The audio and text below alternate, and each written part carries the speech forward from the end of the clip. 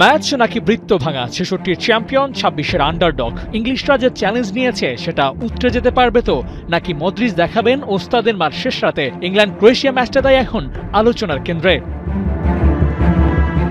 শুরুটা টমাস টুখেলকে দিয়ে করা যাক। No risk no gain. Tuchel সেই রিস্কটা নিলেন Phil Foden, Cole Palmer, Harry Maguire, এমনকি ট্রেন্ট আলেকজান্ডার-আর্নল্ডকেও বাদ দিয়ে সাজিয়েছেন বিশ্বকাপের স্কোয়াড। আর সেটা কেমন হয়েছে এর একটা অ্যাসিড টেস্ট মিলবে রাত ২টায়। ক্রোয়েশিয়ার বিপক্ষে বেলিংহামরা নামবে সামর্থ্য পরীক্ষা দিতে। ম্যাচের আগে সংবাদ সম্মেলন, সেখানেই হুঙ্কার দিয়ে রাখলেন লুকা মদ্রিচ।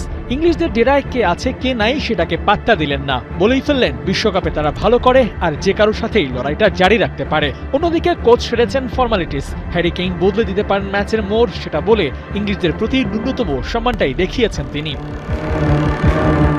লোডশেডিং কিংবা ঘরের বাইরের তীব্র গরমে ওয়ালটন রিচার্জেবল ফ্যান থাকলে থাকবে শুধু বাতাস আর বাতাস। প্রতিপক্ষকে সমীহ করতেই দেখা গেল টুখেলকে। ক্রোয়েশিয়ার ডিফেন্স লাইন বিশ্বের যে কোনো দলের বিপক্ষে ভালো করতে পারে। একই সাথে দলটিতে লুকা মদ্রিচ সামলাবেন অ্যাটাকিং মিড, সেটাও ইংলিশদের জন্য চ্যালেঞ্জের।